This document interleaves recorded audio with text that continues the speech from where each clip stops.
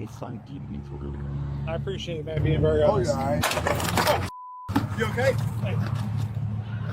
Put the gun down. Put it down. You okay? After the shooting, the case moves into internal affairs. Officer Sean Lowry was interviewed first on January 6, 2025, and then Officer Mindy Cardwell was interviewed on January 8, 2025. Those dates matter because the investigation is no longer about what the public thinks happened. Now it is about what each officer says they saw, why they made the choices they made, and whether those choices fit policy and basic firearms safety. Okay, was he cooperative? He was very cooperative.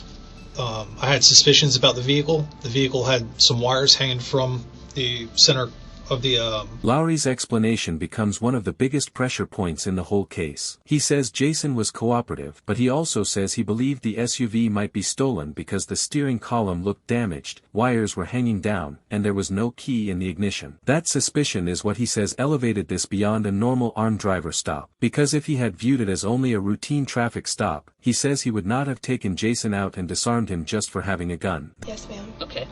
So what happened when you stuck your hand in, do you know? I was reaching for the handle of the firearm.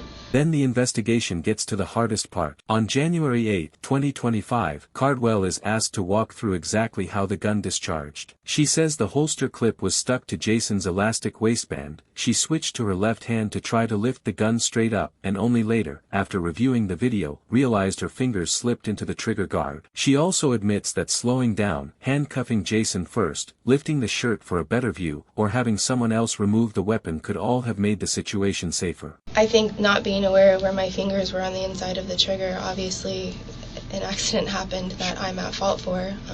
In hindsight, I wish we could have slowed it down. And that is where the case finally lands. Internal Affairs documented the discharge as unintentional. Officer Cardwell was ultimately terminated, while Officers Lowry and Weipert were exonerated. Jason survived, but the source says he still moves slower, goes to counseling, and replays that day whenever he drives down Main Street. And what makes this story stay with people is the final detail. When asked whether he would still disclose a firearm in the future, Jason said yes, because that is who he is, honest, compliant, and law-abiding.